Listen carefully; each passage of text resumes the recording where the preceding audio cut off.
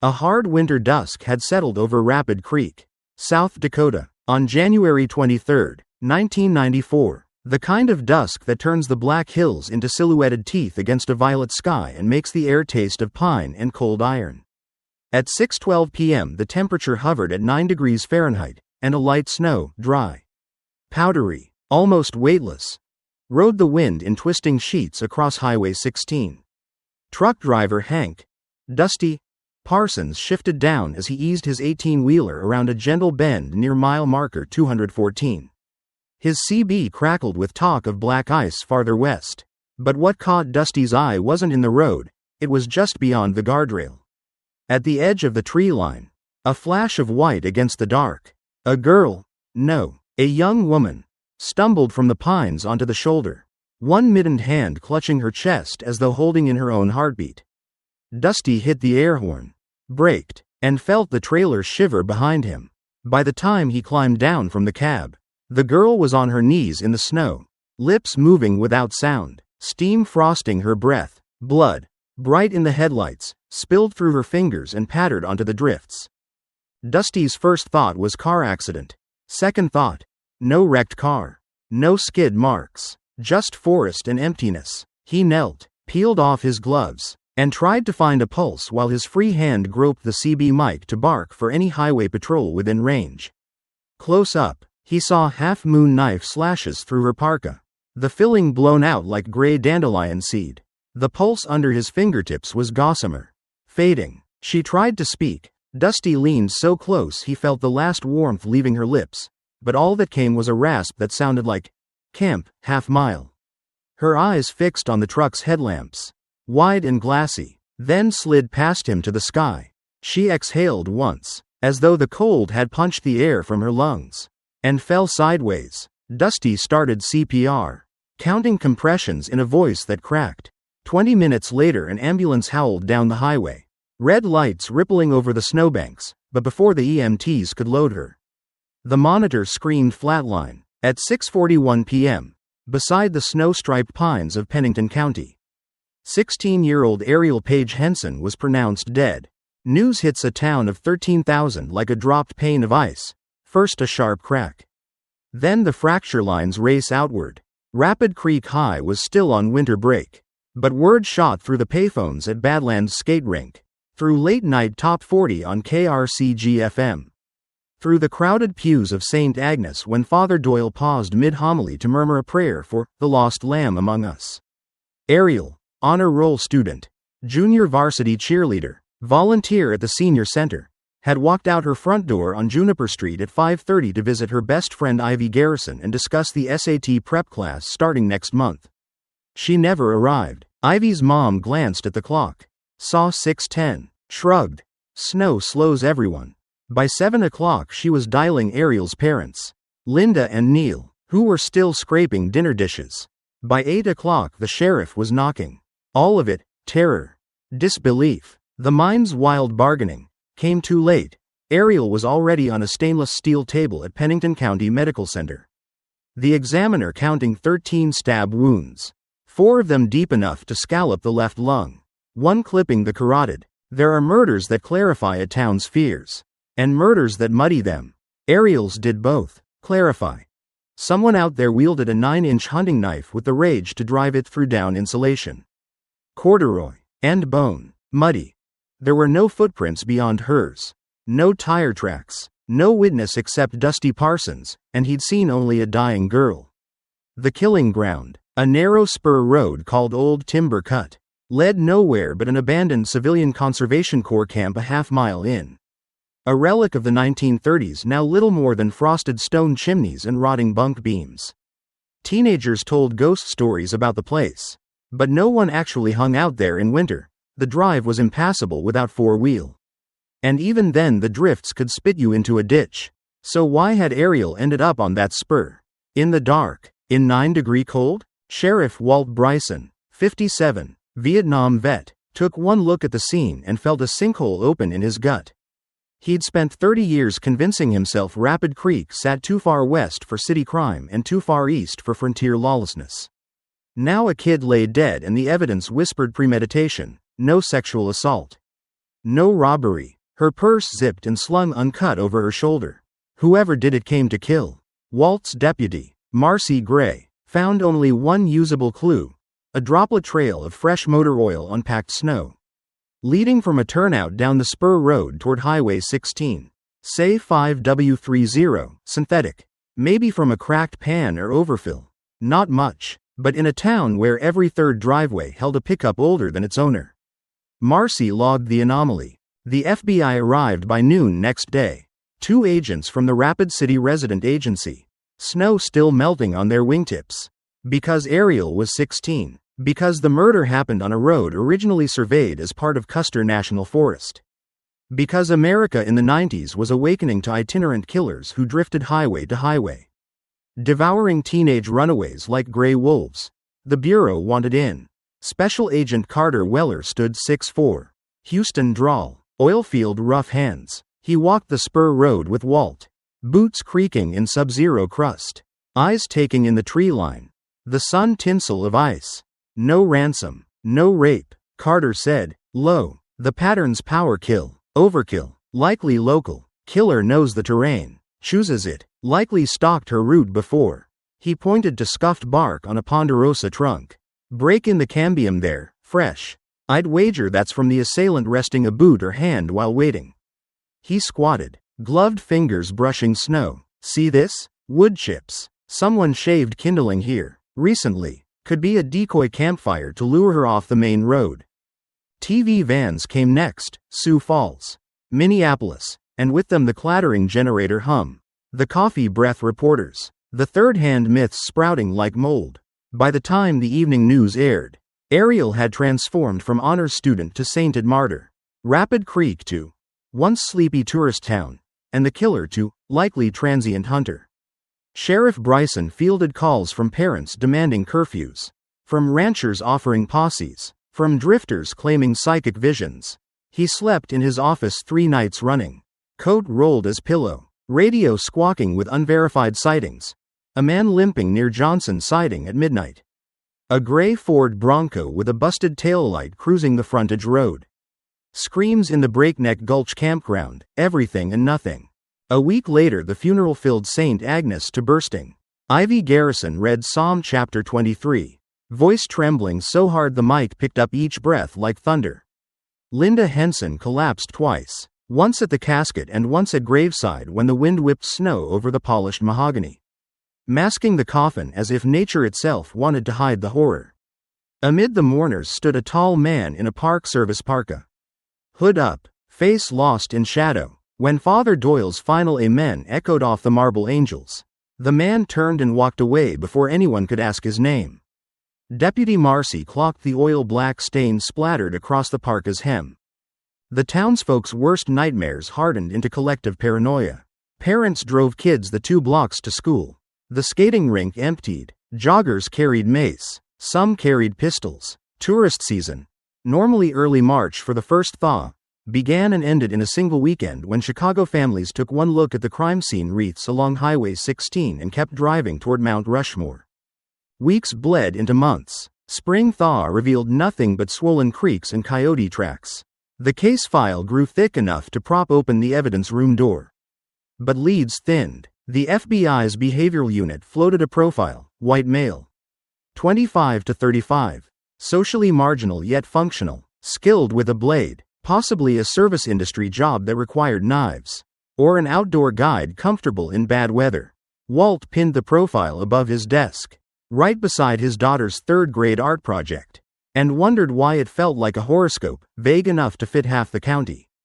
Then, on June 7th, 96 miles away in Hot Springs, an 18-year-old hitchhiker named Sarah Beth Moeller staggered into the parking lot of the Lazy J Motel clawing at a stab wound below her collarbone.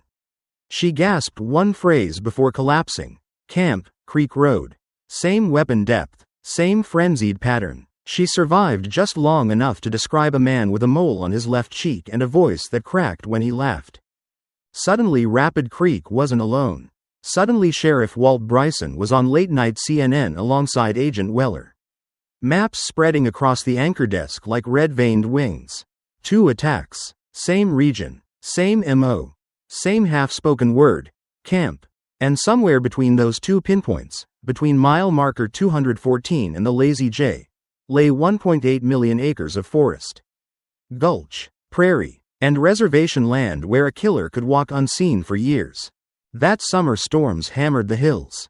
Lightning torched Ponderosa stands, monsoon rains followed, and mudslides shut Highway 385 three separate times. Each disaster vomited up debris, logs, boulders, old landmines from Army training days, and once, in the West Fork of Hell Canyon, a Park Service ranger found something far worse, a length of paracord snared around a cedar root, weighted by river stones, still cinched in the unmistakable knot used to bind human wrists. Forensic testing pulled epithelial cells belonging to an unidentified male. Sheriff Bryson, staring at the lab report, felt the air leave his lungs in a slow hiss. Whoever he was moving, adapting, learning from his near miss with Sarah Beth. And he was still out there. Weeks later, a waitress at the Bluebird Diner remembered a customer from the night Ariel died. Tall, mole on the left cheek, carrying a hunting knife in a leather sheath clipped to his belt. Blade length maybe 9 inches. He'd paid cash, left a 20 on a $7 tab, and asked a single question. Did the waitress know if the CCC camp out on Old Timber Cut was hard to find in the dark? The waitress had joked that only deer and ghosts went there in January. He'd smiled, a twitchy half smile like a misfired nerve, thanked her, and walked into the snow. Sheriff Bryson drove the waitress 3 hours to Minneapolis to sit with a composite artist. The sketch splashed across every news broadcast from Denver to Fargo. Tips flooded in. Most dead ends, but on July 14 a call came from Bismarck, a seasonal forestry worker named Logan Pierce. 32, square jaw, mole on the cheek, had bailed on his work crew the morning after a breakroom fight where someone teased him about carrying Rambo steel in his boot. He'd never picked up his last paycheck. His file listed 3 priors: misdemeanor assault at 19, trespass at 21, cruelty to animals at 24. His listed next of kin, none. Agent Weller and Deputy Marcy rolled north under a sky as wide and harsh as memory. They reached Pierce's motel in Dickinson at dusk. Room 112 smelled of bleach and old grease. In the trash, wrapper from gun cleaning patches. Receipt from a Rapid Creek gas station dated January 23, 10:47 a.m., one day before Ariel died. In the drawer, the Motel Gideon Bible. Pages of Revelation underlined in looping pen. Margin note: purify them in blood. In the mini fridge, half-eaten venison steak. Expired milk. A vial of synthetic motor oil, SAE 5W30. Yet Logan Pierce was gone, leaving behind only that oil trail and the echo of his boots on motel carpet. Somewhere between the Black Hills and the Canadian border, a man who believed in purification by knife was hunting for the next lonely road. The next teenage girl whose only sin was walking after dark. And as Sheriff Bryson stared at the motel mirror where Pierce had scrawled 3 words in dry erase marker, Camp Creek Road, he realized the echo wasn't in the carpet at all. It was in his own blood. Pounding, counting down. Snowmelt turned the ditches along Highway 85 into pewter mirrors that flashed when the sun broke through late winter clouds. 3 days after the motel search, Deputy Marcy Gray topped a rise outside Bowman, North Dakota, and saw nothing but asphalt ribboned across Badlands and the roiling ghosts of dust devils. Somewhere in that immensity Logan Pierce was shedding skin cells, leaving faint engine oil footprints nobody could see until it was far too late. Her Tahoe's radio spat static until it caught the tail of a weather bulletin, gale warnings all the way to the Canadian line, then died again. Alone with the wind, she replayed the motel room in her mind, the underlines in Revelation. The vial of 5W30. The dry erase words Camp Creek Road written exactly as Ariel's breathless syllables had sounded to Dusty Parsons.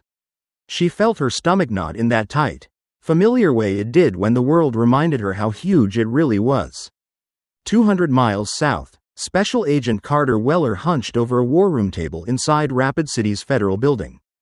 Beside him Sheriff Walt Bryson sipped lukewarm vending machine coffee, eyes red-veined from 48 wakeful hours. The table was a topographical map now, photos paper clipped to pushpins.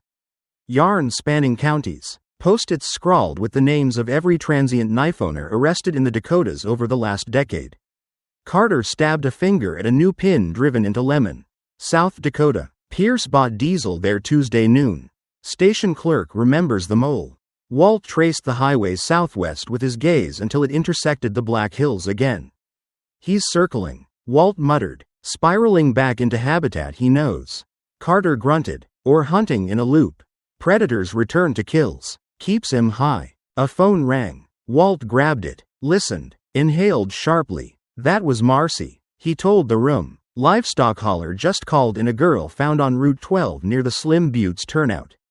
Alive. Stabbed. Carter was already shrugging into his parka. Grabbing an evidence kit. Let's roll. They covered the 96 miles in under 90 minutes. Cruiser lights carving blue shards across empty prairie. At the turnout a semi-trailer idled.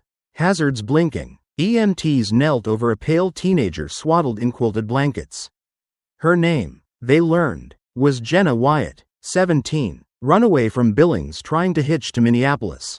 She'd accepted a ride from a man in a silver Chevy Suburban whose voice cracked when he laughed. He offered hot coffee from a thermos. 2 sips in, Jenna's vision blurred. The snow on the roadside looked like television static.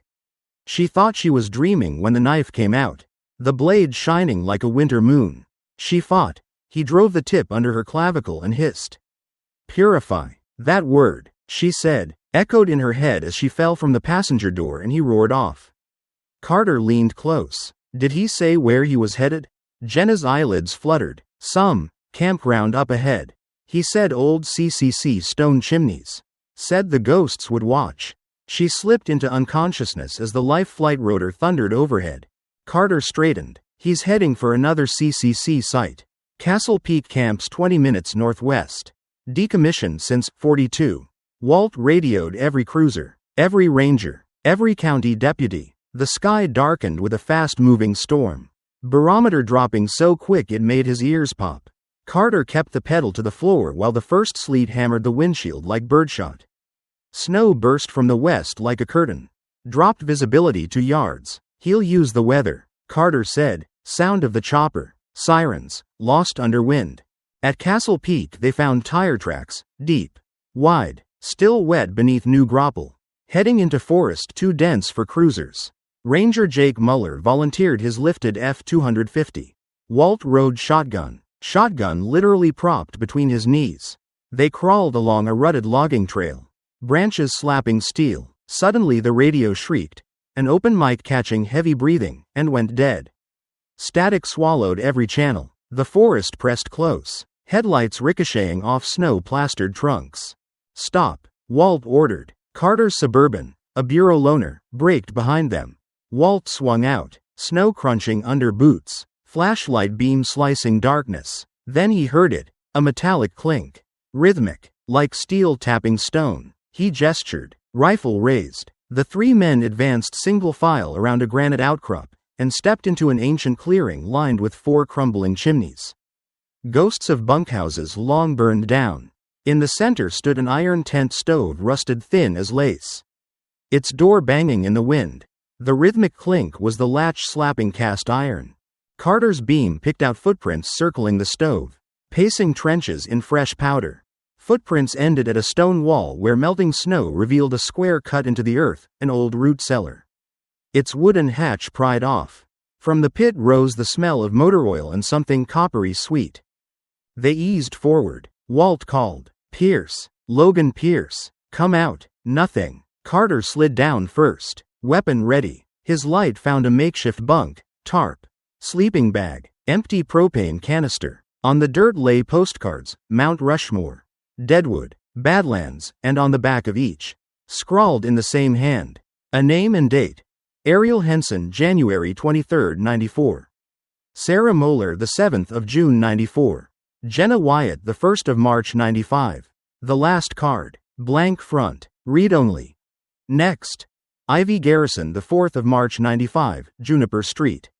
Carter's blood chilled. Ivy, Ariel's best friend, the one who waited the night Ariel died. She lived 3 blocks from the Hensons. March 4th was 2 days away. Sirens keened faintly through the storm, backup crawling the forest roads. Carter radioed dispatch. Priority 1. Issue protective detail Ivy Garrison. Rapid Creek, Juniper Street. Suspect Logan Pierce targeting. All units be advised. Static. Nothing. Snow clouds slammed the hills, knocking out repeaters. Carter bolted from the pit, shouting orders that blew away on the gale. Walt keyed his mic to the county analog channel. Older. Lower frequency. Crackle. Squeal. Then Deputy Hank Mullins' voice broke through. Copy. Sheriff. Patching to city. Rapid Creek PD notified. Relief washed Walt's face until a new voice cut in. Distorted. Airy. Too slow. Sheriff. Purification already begun. The channel died. Marcy, still northbound, punched the throttle south, heart hammering. If Pierce doubled back on secondary roads, he could hit Rapid Creek before any perimeter closed. She pictured Ivy's driveway lamp glowing like a beacon. The killer's Suburban idling at the curb, exhaust staining the snowbank blue. Inside the clearing, Carter found fresh boot prints departing the pit toward a trail that angled downhill, narrow, overgrown. He and Walt followed at a jog, rifles black against the white, breath fogging. A mile on, the trail spilled onto an old Forest Service road plowed recently enough to show twin tire ruts that veered east. Walt cursed. Leads straight to Highway 44, 50 miles to town if the plows kept up. Carter stared across the valley where headlights glimmered far below, weaving like a firefly caught in a jar. He's already moving. They retraced. Found a Ranger snowcat, radioed for roadblocks. Every second bleeding hope. Marcy reached the city limits first. Siren off. Lights dark. Slipping behind closed storefronts. She parked a block from Juniper. Ran the rest. Ivy's house wore Christmas lights her father never removed. Tiny icicle LEDs glowing icy blue. No vehicles out front. Good sign, or trap. She crept to the porch. Listened. Furnace hum. Distant TV. Nothing else. She knocked. Ivy's dad answered, confused. Ivy, safe, sat on the couch studying flashcards. Marcy's knees nearly buckled with relief. She explained quickly, ordered them to pack essentials. As Ivy ran upstairs, a low rumble rolled down the street, an engine slowing.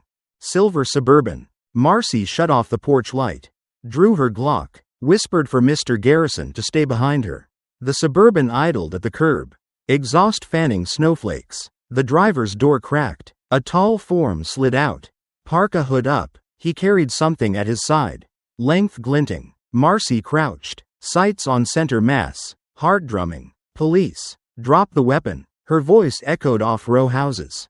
The figure froze, then turned slowly. Hood falling away. Mole on left cheek. Eyes pale and flat as river ice. Knife. 9 inches of cold steel. Rose like a conductor's baton. Marcy fired once, twice. Rounds smacked metal fender. Pierce pivoted, dove behind the Suburban, slammed into the driver's seat. Engine roared. He fishtail-ed through powder. Headlamps off, tail swinging wide, clipping a mailbox before the SUV straightened and rocketed downhill. Marcy dashed to her cruiser. Radioed pursuit, but ice glazed the slope. Pierce's tracks vanished into a maze of alleys plowed into high white walls. Sirens converged from every quarter, painting the storm red and blue. No sign, only a cast-off knife found in a drift, blade wiped clean, and a chemical sheen of 5W30 on the snow. By dawn, Rapid Creek resembled a besieged city, checkpoints at every exit, helicopters thudding overhead whenever the clouds lifted, schools shuttered, townsfolk staring from curtained windows. Walt briefed locals at the Legion Hall. Voice hoarse. Pierce is hurt. Marcy's second round punched his quarter panel. Likely sprayed glass into the cab. He'll need gas, antibiotics, maybe stitches. Watch pharmacies, farm supply stores, truck stops. Carter convened a strategy cell with U.S. Marshals. Logan Pierce's employment records showed seasonal stints along the National Forest Belt from the Wind River Range clear to northern Minnesota. Always CCC relic sites nearby. His pattern wasn't random, it was pilgrimage. Each kill a waypoint on some twisted map. Next predicted site lay 70 miles east, Fort Lincoln CCC ruins across the Missouri River. They spun up forward command at Bismarck. Convoyed north. That night the storm finally broke. unveiling a half-moon and sky full of brittle stars. In a motel off I-94, Logan Pierce stitched the gouge on his forearm with fishing line. Teeth gritted, blood spotted the yellow bedspread like rust flowers. On the TV, a news anchor replayed Ivy Garrison's trembling statement.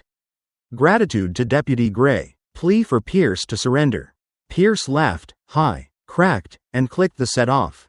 He opened a dog-eared pocket notebook. Under tomorrow's work he wrote, Fort Lincoln chimneys. 3/5. Soil perfect for roses. He capped the pen, pocketed it beside the knife. Marcy's rounds had spared the blade. Outside, truck engines upshifted, their lights sweeping motel walls. Pierce closed his eyes, picturing chimneys jutting from prairie grass like gravestones. Picturing roses blooming crimson in spring thaw. Picturing the faces that would weep over headlines. Purification, he thought, is never finished. It simply moves to the next lonely road.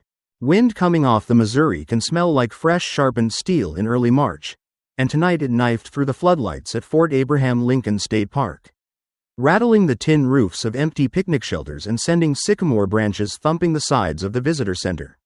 Ranger Leanne Valdez zipped her parka to the chin and tasted river silt at the back of her throat as she locked the maintenance shed. The park had been closed since sundown, but she took one last sweep with her flashlight because word traveled fast.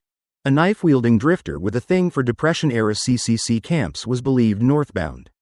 The phone calls from Bismarck PD came loaded with phrases like, extreme caution, and approach only in numbers.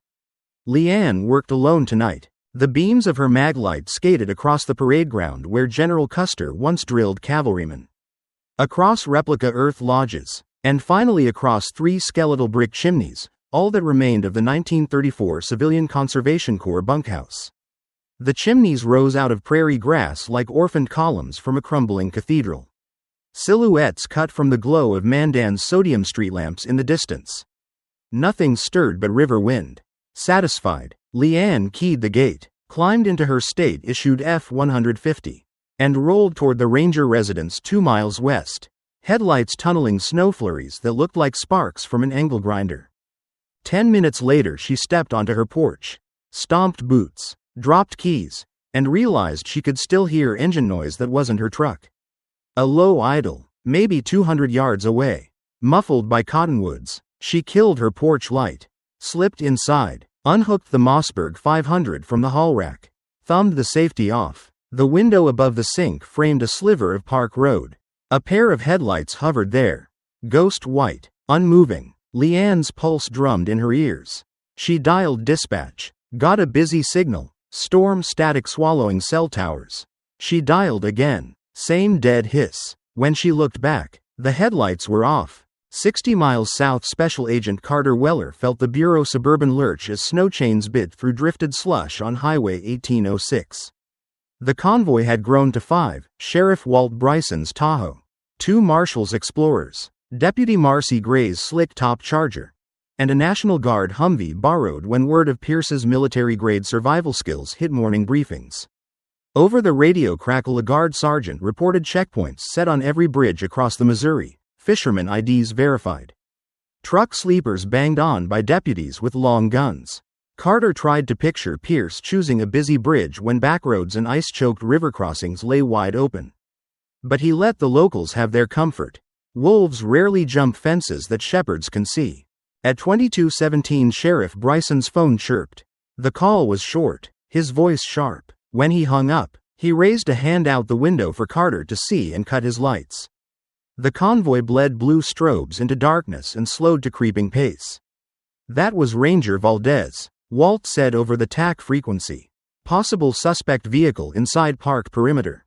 She's off comms now. Carter's jaw clenched. ETA 6 minutes. Engage silent. Last thing we do is scare him deeper.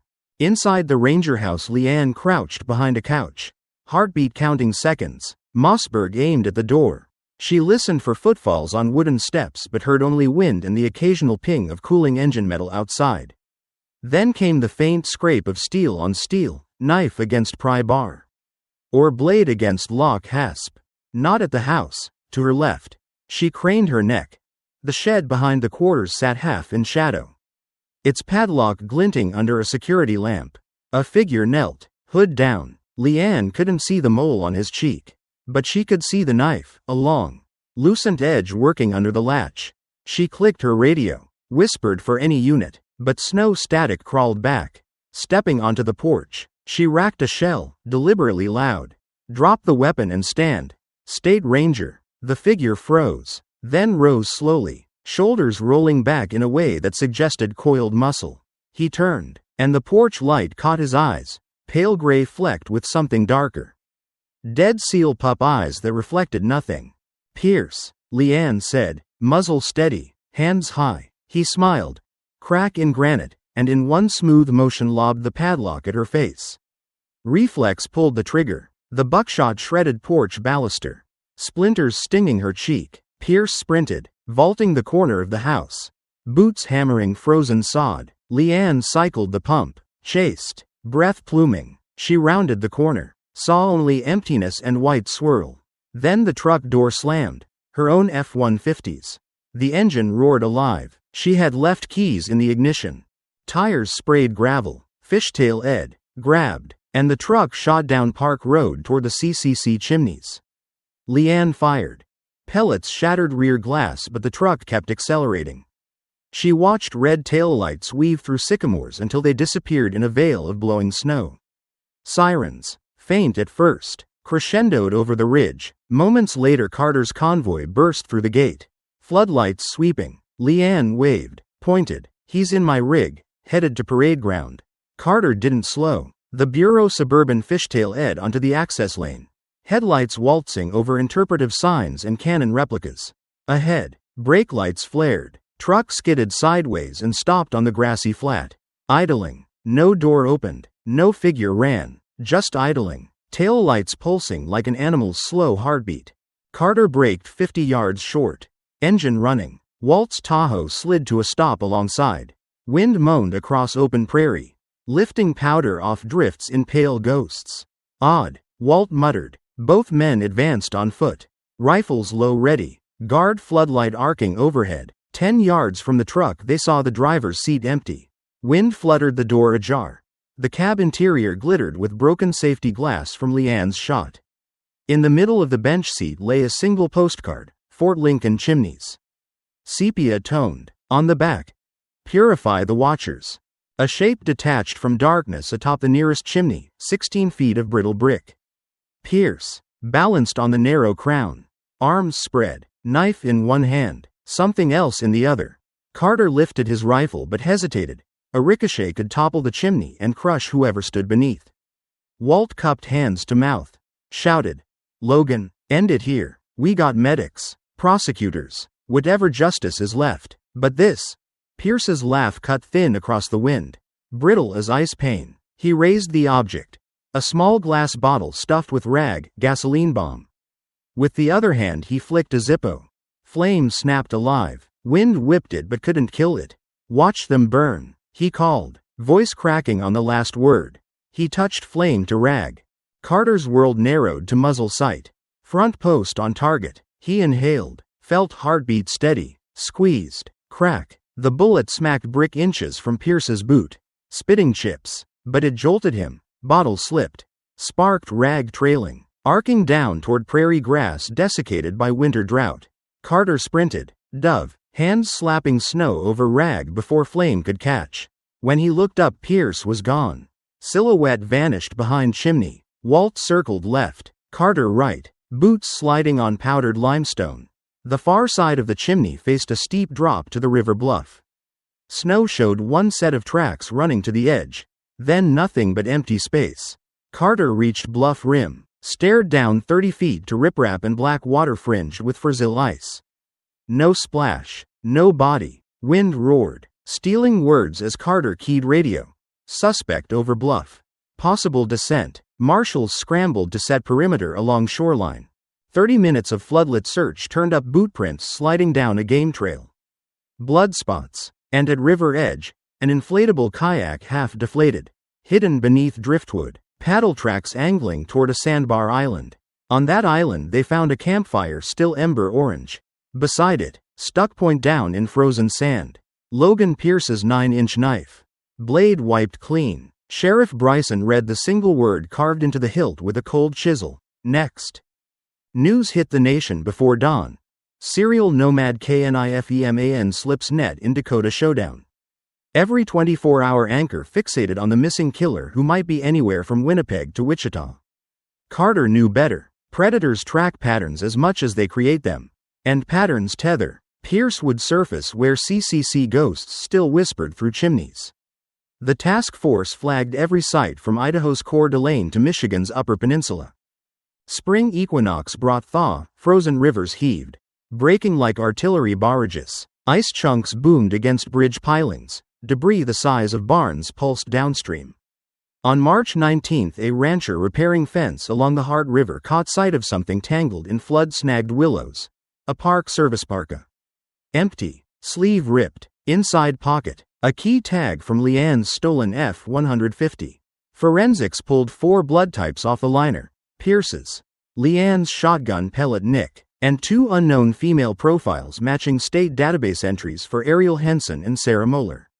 Sheriff Bryson stared at the lab sheet, knuckles whitening. Carter read silent a full minute before speaking. He keeps trophies on his skin, he said. Their cells carried with him. Ritual more intimate than jewelry. Deputy Marcy pored over autopsy photos, noting wound arcs, entry angles. An idea sparked. Pierce favored downward stabs consistent with dominant hand power but occasionally switched grip mid-attack, something trained fighters did to maximize tissue damage. She consulted a retired Marine knife combat instructor who confirmed the reverse grip pattern matched a rarely taught line technique dropped from Corps manuals in the 80s but still floating around certain survivalist circles. That same week, the task force sifted Pierce's old forestry applications and found a reference letter from a man named Calvin Durrell, ex-Army, owner of a survival camp in the Bitterroot Mountains of western Montana. Known among prepper forums for teaching, heritage, combat skills. Carter and Marcy were wheels up in a Blackhawk before the ink dried. Snowstorms gave way to sleet. Then mud season. They set down on a clearing outside Durrell's camp. Telegraph poles of lodge pine ringing a huddle of canvas wall tents and a cinder block armory shack. Durrell met them shirtless despite 40-degree rain. Muscles ropey, eyes hard. He denied everything until Marcy produced a print out of Pierce's application. Kid showed promise. Durrell admitted. Ran the Ridge course in record. Then he did something sick. Snuck into a student tent. Skinned a possum alive. To train pain tolerance, he said. I booted him. Asked where Pierce might run now. Durrell snorted. He talked about the forest like church. Told me, every stone chimney is a steeple to the old America. Figure he's building a pilgrimage line straight east, CCC to CCC, till he hits water too big to cross. Carter unrolled a New Deal camp map on Durrell's workbench, dots arcing toward Lake Superior. The final dot sat on Michigan's remote Keweenaw Peninsula, Camp Ransom. Last intact CCC chimney network on U.S. mainland before the inland sea. Walt, patched in by sat phone, swore softly. 400 miles of timber and 2 Great Lakes shipping lanes in between. Carter felt a grim click of certainty. That's where the pilgrimage ends. While marshals alerted Michigan State Police, Marcy prepped aerials, overlaying road grids. Only 3 highways tunneled the Upper Peninsula. Everything else was logging track or snowmobile trail. They posted wolf trap cameras on every route approaching Camp Ransom. Days dragged. Nothing but moose. Hikers. A black bear cub batting at lens. Then camera 12 pinged. Image of silver Suburban. Quarter panel patched with duct tape. Idling at a gas barrel behind an unmanned logging spur. Timestamp March 27, 95, 1849. Task force convoy tore east through sleet glittering like shattered windshields. Keweenaw's spine is a granite finger slashed by copper pits and choked by forests so dense it drinks headlights. At 2:11 the convoy reached the frozen ruts where suburban tracks peeled toward Lake Superior. Twin tail imprints ended at a snow-banked berm. From there, boot prints. Solitary, weaving under spruce. Men fanned out, rifles muzzled down, breath clouding. Ahead gleamed Superior's moonlit ice, vast, corrugated, surreal, and etched on that white sheet, leading north toward black open water, was a straight line of footprints and smears of dark motor oil every 10 paces. As though marking a sacrament path. Carter's radio hissed alive. Coast Guard ice station reporting a lone figure crossing the floes. Dragging a sled. Windy channel. Pressure ridges cracking like artillery. Too far for ground pursuit. Scramble an airboat. Walt's voice broke. If he hits thin pack, he's gone forever. Carter gripped the mic. Stared where footprints vanished under fog drifting off the ice like ghost breath. Logan Pierce. He shouted into the unanswering dark. The wind carried the name out across Superior. A prayer or a curse. Somewhere, blocks of ice shifted under unseen weight, groaning like cathedral doors. Sunrise burned low across Lake Superior like a slit in the clouds. Orange bleeding into gunmetal, the floes that had held overnight now cracked, moaned, and sheared under the rising sun as if the lake itself rejected what had crossed it. Airboats fanned out from Whitefish Point, their engines snarling across the ice like distant chainsaws. Above them, a Coast Guard Falcon jet circled wide, but there was no sign of Logan Pierce. No figure trudging toward Canada. No sled, no body, just a trail of black oil droplets that stretched 3/4 of a mile onto the lake before veering toward a pressure ridge and vanishing beneath a scatter of fresh crust. One floe, wide, jagged, and gored with a hole as if something heavy had plunged through, marked the possible end. Or a trick. Special Agent Carter Weller stood at the shore with a borrowed pair of binoculars. Jaw clenched. Heart still racing from 3 hours of false radio pings and thermal blurs that turned out to be cormorants nesting on thawed steel drums. Sheriff Walt Bryson arrived by snowmobile and didn't dismount. So what? He asked over the wind. We call it? He's gone? Carter didn't answer. He lowered the binoculars. Scanned again. The hole in the ice was real. But Pierce had prepared for this. Prepared all of it. The path, the oil, the ritualized neatness of the trail. And something nagged. The rhythm of the oil stains. Too precise. Like breadcrumbs. Carter looked down at the one closest to his boots. Scooped a sample. It was warm. Too warm. He smelled it. Kerosene. Not motor oil. Fresh. Recently poured. No, Carter said. He wants us to think he went under.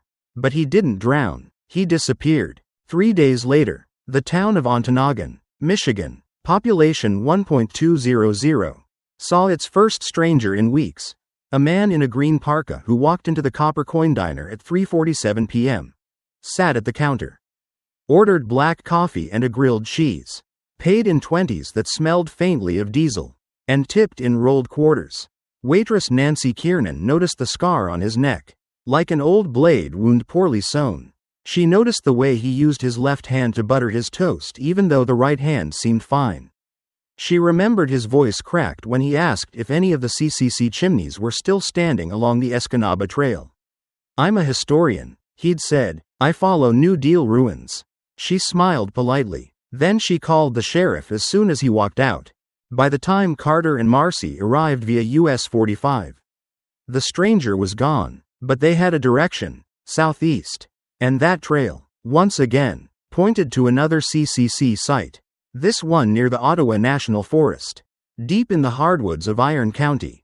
Carter studied the map in silence while the snow fell steady outside the cruiser windows. He's not just wandering, he said. He's completing something. It's a damn pilgrimage. Each murder site is like a station of the cross for him. Marcy nodded. But to what end? Carter didn't know. Not yet. But the pattern was tightening. The next victim wasn't a teenage girl. It was an adult. 32-year-old Megan Caffrey, a forest conservation volunteer from Ann Arbor, on a weekend assignment restoring trail markers in the Black River Scenic Area. She never checked in for her evening call. Search teams found her pack and blood-spattered gloves 2 miles from her tent. Her body was discovered the next day, posed in the crook of a birch tree, head tilted, eyes open, arms crossed on her chest. Autopsy confirmed the same blade type, same entry points. Same downward stabbing arcs. What changed was the message. Carved into the bark behind her was the Latin word expurgare. To purge. The press went wild. The Knife Pilgrim strikes again, blared one headline. CNN ran a map with every known CCC camp dotting the upper Midwest. Each one circled like cursed landmarks. He's cleansing something, Carter said during the next task force meeting. Each kill is a confession. And the next location is the absolution. But there was more. Forensics from Megan's gloves found not just her DNA, but a male match from 1994. Ariel Henson's murder. Somehow, he had preserved those trace cells for over a year. He's keeping trophies, Marcy said, staring at the lab sheet. Not objects, people. The next lead came from a trapper named Vernon Lattimore, 72, who spent half the year alone in a tin-roofed shack near Mirror Lake. He saw a man matching Pierce's description 4 days earlier, trudging along the riverbank in full winter camo, pulling a sled behind him with a heavy canvas tarp covering something long and low. He didn't wave, didn't even blink, Vernon said, but I tell you what, I seen wolves. This one was worse. He walked like he didn't care if you saw him, but also like he knew if you did, you'd die. Carter requested aerial surveillance, but the region's constant cloud cover and erratic spring weather made flyovers useless. So they went in on snowshoes and ATVs, armed to the teeth, leapfrogging from one ranger cabin to another, setting up trail cams, posting lookout points, eating freeze-dried MREs, barely sleeping. The forest was vast, and it felt like Pierce was always one ravine ahead, 1 hour out of reach. A fire ring here, still warm, a knife mark on an aspen trunk, a boot print at the edge of a frozen pond, smeared with what looked like rabbit blood, or not. Then came the radio call that no one ever forgets. A trooper found a vehicle submerged in the Paint River, 2 miles upstream from a place locals called Deadwood Hollow. It was the silver Suburban. Inside, 1 boot, 1 knife sheath, and a satchel containing a spiral notebook filled with names. Not just victims, future targets. Some were crossed out, some circled. At the very bottom, Ivy Garrison's name. Again, the panic returned. Ivy had been relocated under witness protection. The location was a secret known only to a handful of marshals and FBI agents. Yet here her name was. Again, not the old address, not her parents', the correct one. A farmhouse outside Traverse City, newly assigned just 3 weeks earlier. Marcy looked at the page and said, quietly, he's been watching us. Carter didn't hesitate. Lock it down. Move Ivy again. This ends now. What followed was a blitz. Convoy after convoy poured into Michigan. The FBI's hostage rescue team went operational. Ivy was flown overnight to a federal facility in Ohio. They fed her lies, said Pierce drowned. Said he was gone, but she saw it in Carter's eyes. He wasn't.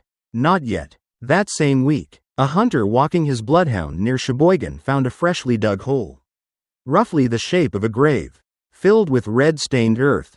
No body, but inside was a Polaroid. Ivy, taken through the blinds of her safe-house bedroom window. Carter stared at it until his knuckles turned white. He's not just tracking her, he whispered. He's rehearsing. The trap came next. Carter devised it. Marcy volunteered to be bait. She looked enough like Ivy from a distance, same height, same dark hair. They staged a fake safe house near a CCC chimney ruin outside Alpena. Set it up like a panic shelter. Put cameras in every window. Snipers in every tree. Marcy sat in the window seat, curtains drawn just wide enough. She read Ivy's SAT flashcards. She wore Ivy's hoodie. They waited 4 nights. On the 5th, just after 2 a.m., the motion sensor pinged. Thermal camera caught him crouching near the tree line, 30 yards out, rifle slung, knife in hand. Pierce, same cracked smile, same mole. He moved slow, patient, weaving through shadow. No twitch of fear, no hesitation. This was ceremony to him. A right. He reached the back window, raised the knife. Marcy stood. The floodlights hit him. The snipers fired. 3 rounds struck center mass. Pierce staggered, turned, and tried to run. 1 step, 2, and then dropped. Carter sprinted across the clearing, gun raised. He reached the body just as Pierce coughed blood into the snow and looked up. Not afraid, not angry, just tired. I saw her, he said, voice cracking. She was perfect, like the others. Carter leaned in. Why them? Pierce smiled. Blood teeth. Because they weren't afraid. Then he stopped breathing. A week later, Ivy Garrison testified via closed circuit. Pierce was gone, but the scar remained. On her hands, her sleep, her voice. At the press conference, Carter stood behind a podium. his coat dusted with March snow. "It's over," he said. "But let's be clear. Pierce didn't just leave bodies. He left fear. And fear doesn't die easy. But neither does resolve. For the victims. For the families. For the survivors. We never stopped. We never gave up." Marcy stood off to the side, hand on her holster, eyes scanning the crowd. Not because she didn't trust it was over, but because some parts of you never stop scanning. Never stop preparing. Somewhere, far from the noise, the old chimneys still stood, silent, watching. Wind-sheared clouds galloped over the Straits of Mackinac as Special Agent Carter Weller stood beneath the suspension cables and watched barges slug through spring slush toward Lake Huron. 10 days had passed since Logan Pierce bled out onto Alpena snow. Yet Carter's pulse throbbed as though the chase were still on. Trucks rattled across the bridge. Each diesel knock sounded like a shot fired too late. The Bureau's Psychological Services memo lay folded in his pocket. Critical incident decompression strongly recommended. He hadn't read beyond the heading. His phone vibrated. Deputy Marcy Gray's voice cracked the cold. "Carter, we have a problem." Inside Lansing's forensics lab, Marcy pushed a manila folder across stainless steel. "Autopsy final." Carter flipped pages, gaze stalling on a toxicology panel. Pierce's blood ethanol 0. Opiates trace. Antifreeze elevated, but the column labeled DNA. Inconclusive, profile mismatch for multiple known loci. Carter frowned. "Explain." Marcy tapped a forensic notation. "Partial chimerism. His blood showed alleles from victims we never linked, names we don't even have. He transfused himself. Tiny amounts over time, maybe extracted post-mortem. He literally mixed their blood with his." Carter felt bile rise. Trophies under his skin, he muttered, recalling the pathologist's earlier words. Marcy nodded. "We thought Pierce owned the ritual. What if someone taught it to him?" Carter inhaled the antiseptic air a long moment. "We need the notebook again." They unsealed the spiral satchel. Beneath the crossed-out targets lay faint impressions in the paper, as if another sheet once pressed on top. Marcy dusted with magnetic powder. Lifted an indented phrase. "Shepherds watch while lambs sleep." Below, a symbol. Trident flanked by 2 vertical bars. Carter froze.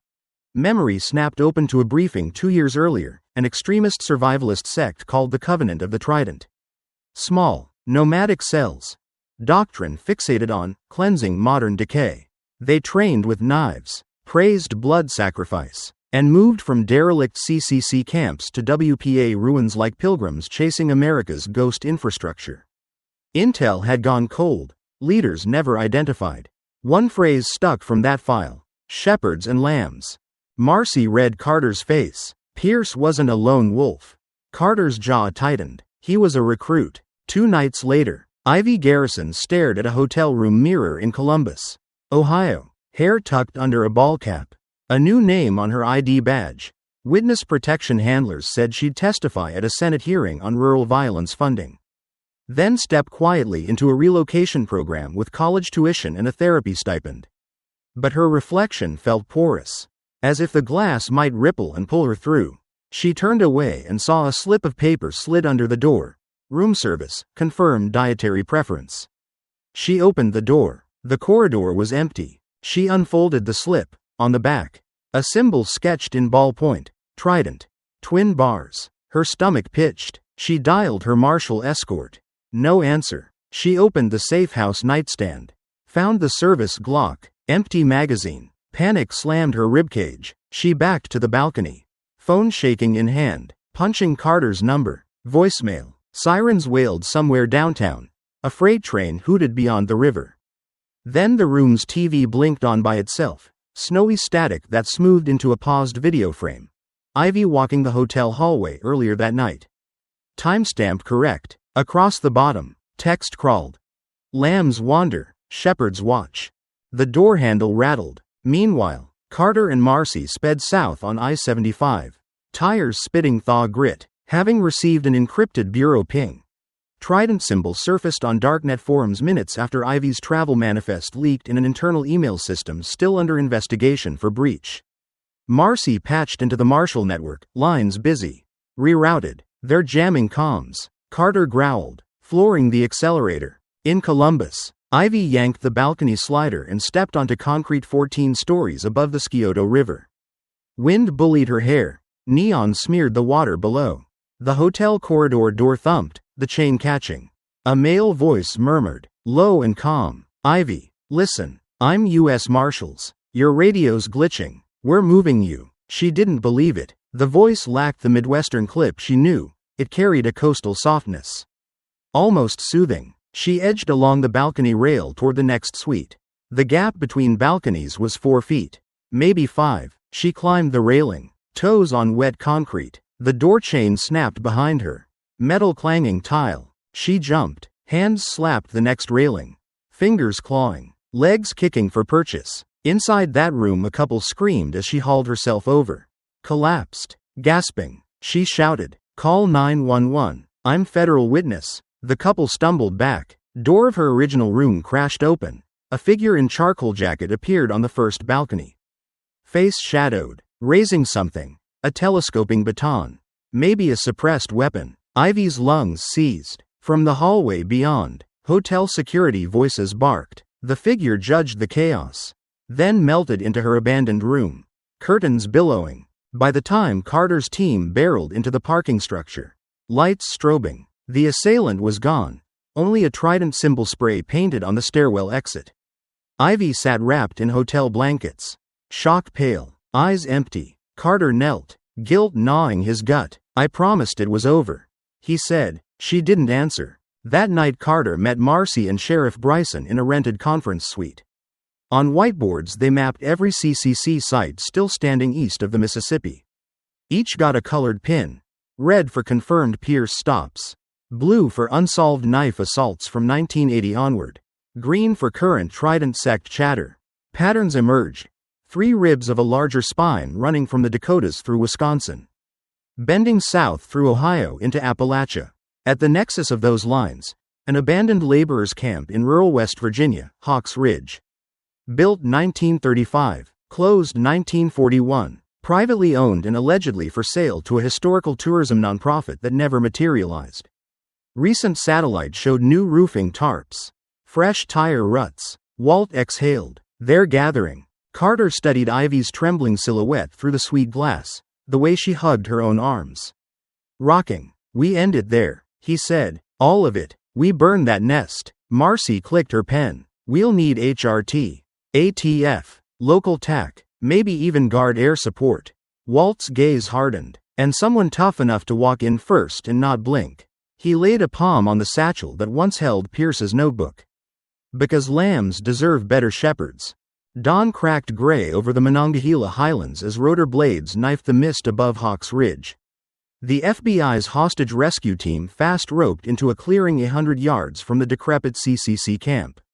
Rifles drawn, boots sinking into spongy earth. Behind them came the ATF, armored in matte black, their trucks rumbling like thunderheads.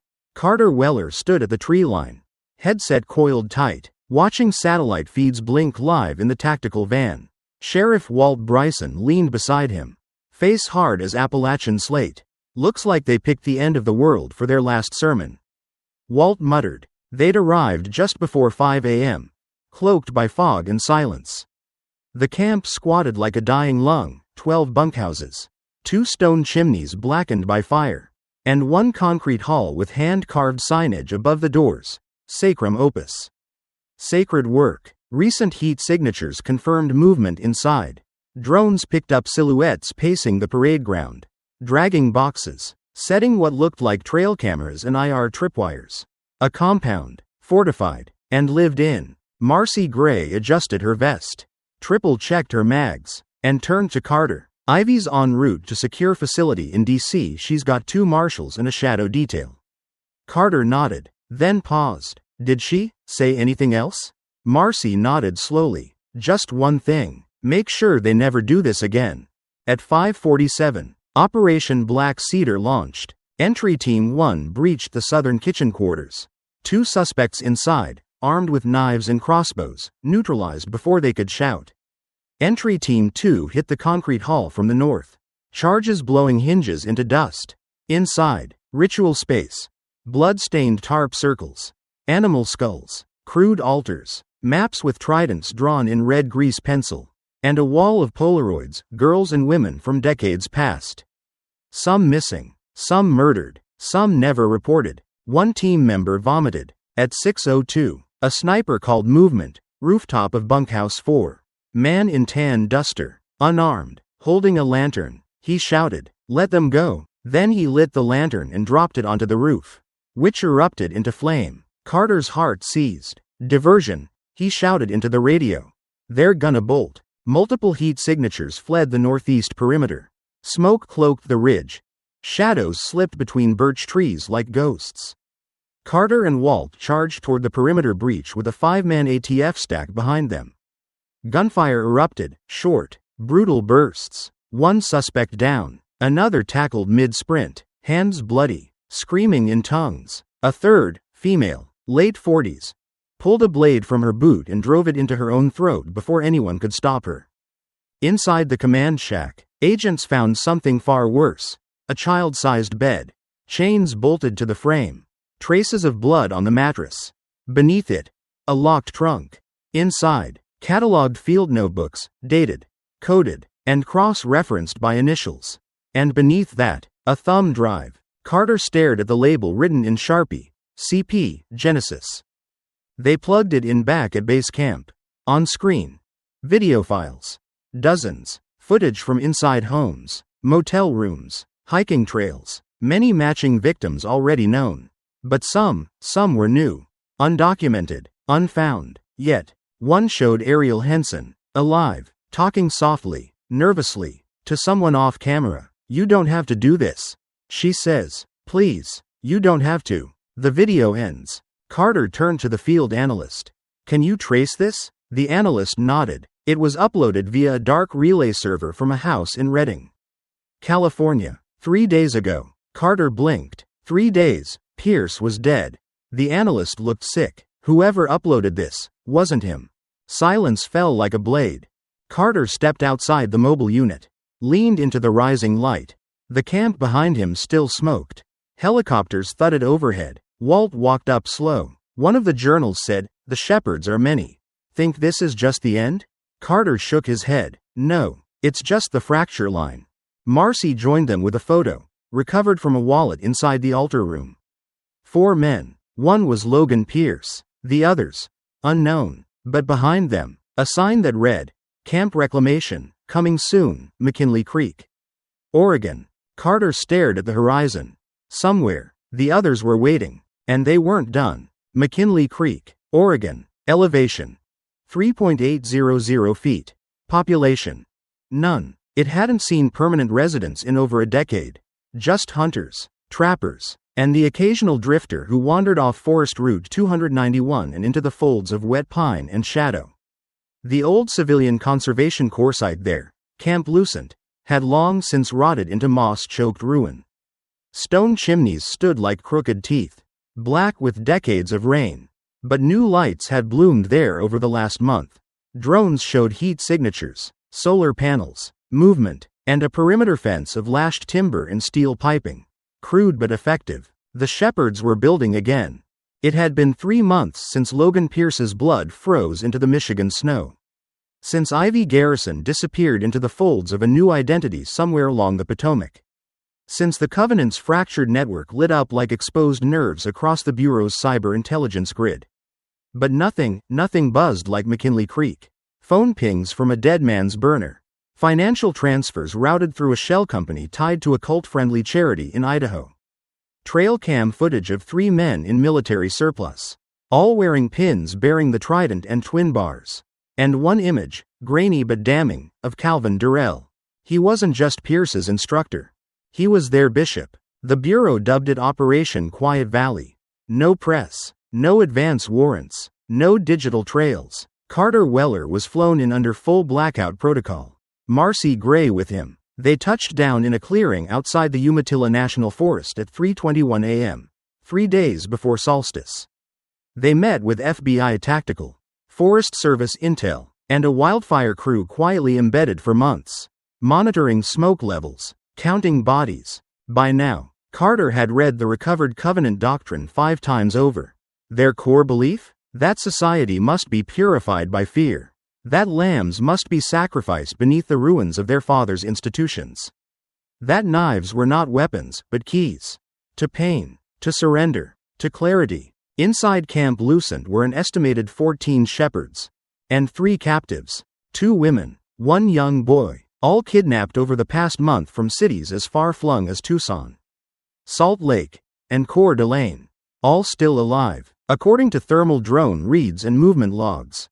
One had attempted escape and been punished. Her cries, muffled by the forest, had reached a hiker 2 days before. That's why they were here now. That's why this night had to be the last. Carter briefed the team in low whisper. We go in hard. No demands. No second chances. They're fortified. They're ritualistic. And they want to die. But not before they kill. So we move fast. Surgical. And we bring every damn one of them down. Marcy loaded her sidearm. They think we're just another chapter. She said, let's make this the epilogue. At 4:04 a.m., they struck. Flashbangs bloomed in the treetops. The perimeter ignited with screams and muzzle flash. HRT units breached the north and south walls simultaneously.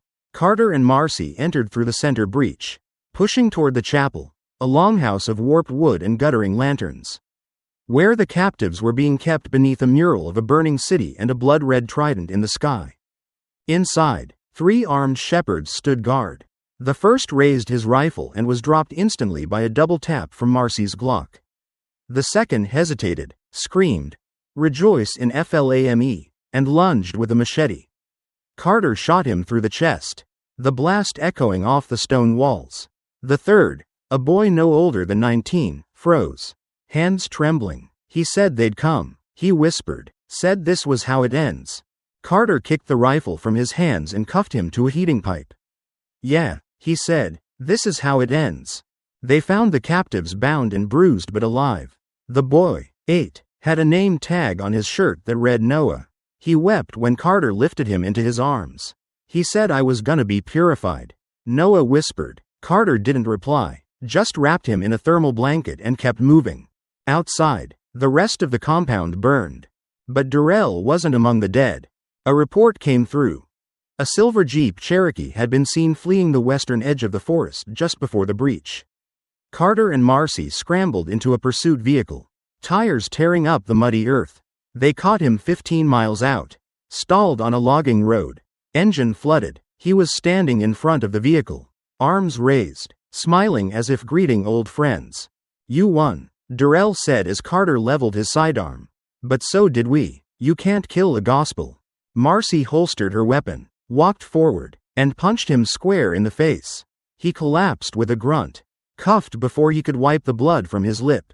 At the federal courthouse in Portland 3 weeks later, Durrell was charged with interstate conspiracy, kidnapping, murder, and terrorism under the Patriot Act. He refused counsel, refused to speak. In the holding cell, he carved a crude trident into his forearm using his own fingernail. He bled out 2 days later. No suicide note, just one final line etched into the concrete wall with his blood. More will rise.